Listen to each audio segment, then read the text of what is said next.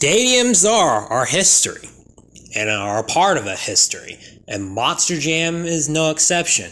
Throughout its 30 years of existing, Monster Jam has been in hundreds of stadiums. Some of the stadiums are still active, others have been demolished, and others are abandoned. But what happens to a stadium whenever Monster Jam leaves it, but it's still active? Sometimes they are staying with their team.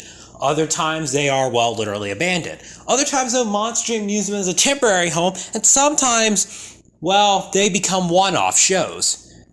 But out of these 10 venues, which one is the most interesting? Today we're going to find out. 10 former Monster Jam venues that are still existing, at least for now.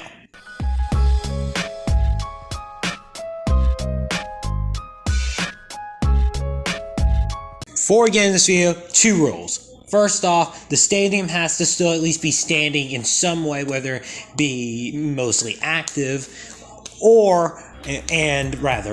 it has to have not held an event in the last 5 years. However, there is one stadium that we're about to get to that's an exception. Here is that stadium.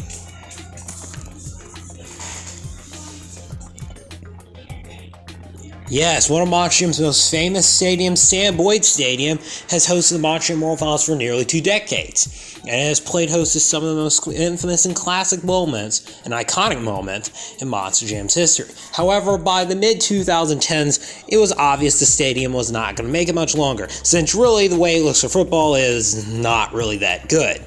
And really, unless it's in dirt, the stadium kind of is ugly.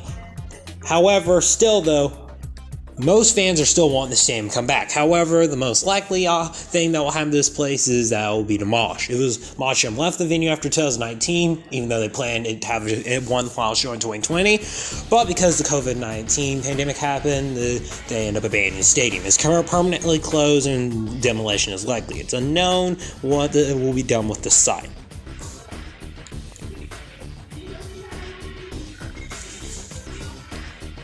Yes, Miami has more than one stadium. From pretty much to the year 2000 till 2016, Monster Jam used to hold events in Dolphin Stadium, or in the stadium that goes through as many names as Taylor Swift does boyfriends for that matter. Obviously, they have held shows here and have become pretty famous in the lore of Monster Jam, considering that many of the lineups were very unique. This also ended up being mainly dominated by Lupe Sosa and Randy Brown?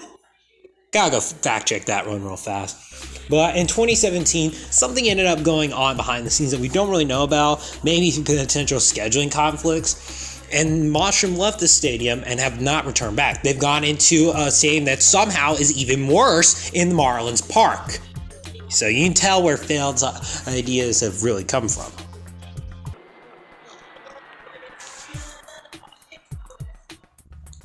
A stadium that kicked in a modern era of stadium development, Chase Field has played host to some of the best moments of Monster Jam on the West Coast. As for the stadium already looking good, it really did look really good for its time. Also, it's the site of where Don Crean got our first major stadium victory, Jason Childress doing well. But Iron Warrior doesn't win! And the site of Craig Christensen basically deciding he would rather fly in Donkey Kong than in Max D. Actually, he was better in Donkey Kong than Max D.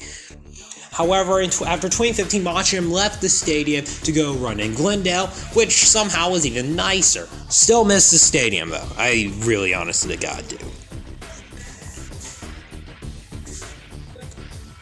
A stadium so obscure for Monster Jam that, honest to God, a killer being on the team is I probably should not even mention that. Yeah. Anyways, Baltimore has held Monster Jam events, however, only 3 have been held in M&T Bank Stadium. Both of them, though, were televised and saw some pretty insane moments, including backflip attempts. However, after 2013, it never hosted another event again. And some may say it might be actually the best one that hosted yet, which has been untelevised, although probably would have been had Speed not gone under in the middle of 2013. And since the Monster Jam has held events in Baltimore in the arena, but M&T has not hosted a Monster Jam event in over 10 years.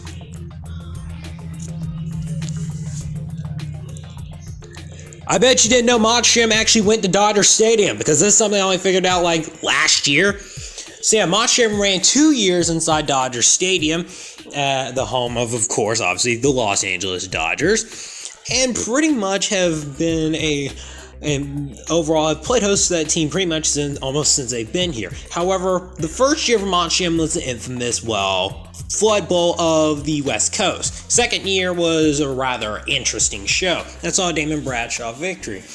However, there were rumors and there were potential plans to go back there for 2013, but because of a renovation during the Dodgers offseason, which would have been Monster Jam's actual season itself, probably killed plans, and Monster Jam have since never returned back to the venue.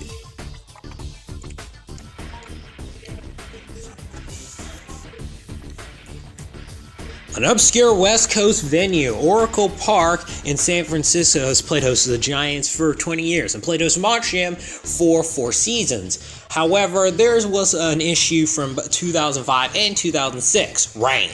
It kept raining and raining harder than where basically England is, for that matter, and ultimately involved some pretty lousy conditions. Last year in 2007 had an interesting case where Dan Rodoni actually got a victory.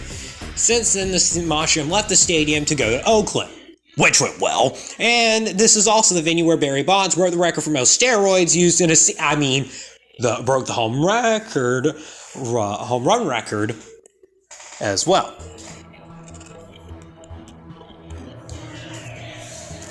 A name of a stadium, if you can count this as a stadium, synonymous for where it's located. BC Place has been around the monster trucking landscape since at least the 90s. However, in recent years has been left again for a second time.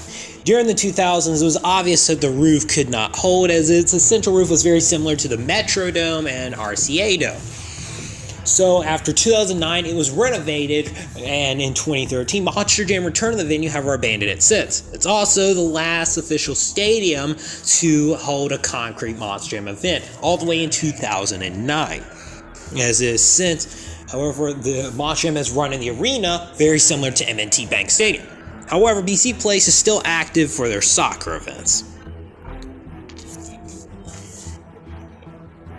If you're wondering how, that's exactly the same question. Before they went to Chase Field, Monster Jam went to Sun Devil Stadium, mainly for their off-road course. How do we know this? There's one single frickin' picture taken that exists, at least at the current moment, of 3 trucks out there on the off-road course. Since back during that era, Monster Jam sometimes would actually hold off-road racing events, which were kind of unique.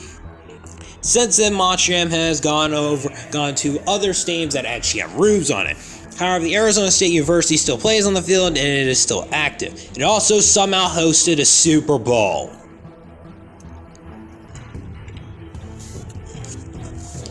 One of Monster Jam's most forgotten quarter 2 or quarter 3 seasons with tracks, whatever you call it, the now named Paycor Stadium, which I absolutely hate that frickin' name, played host to Monster Jam events for 2 years, 2010 and 2011. 2010 event was Ryan Anderson's first televised stadium win. Actually, Ryan Anderson won freestyle both times in the venue, with Lindsey Wink and Dennis Anderson winning the racings. However, attendance being an issue for both events pretty much left the stadium without much hope of being on the summer schedule. And Monster Jam have not been to the venue since 2011. And that 2011 show is today one of the most obscure and forgotten shows in Monster Jam's entire history. However, not as forgotten as this last stadium.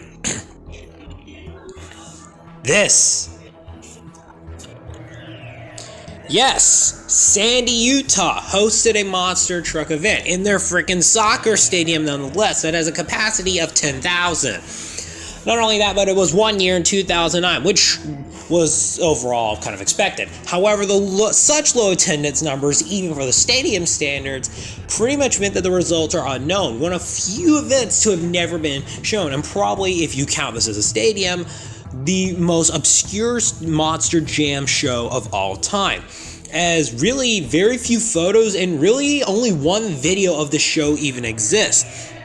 And in fact, I was even doubtful that this was, the stadium until I did a bunch of research on this thing. Live was actually a very good lineup considering it's on the West Coast and very obscure. And also the event was not promotionalized like many other events where promo was out there, which because it was essentially a company event. So ultimately that would lead to one of Matchroom's most obscure shows, which honest to God probably deserves a video on its own. Matchroom have not returned to the venue since this show and probably never will. Anyways, guys, hope you guys enjoyed this video. This is just something I wanted to get to because obviously this is a conversation that's brought up sometimes. And yeah, definitely do have a staying fetish. Anyways, if you guys enjoyed the video, like, subscribe because I do videos of this. I plan on doing more staying videos like this as well. Anyways, guys, it's Matchroom Fan 2010. I'll see you guys next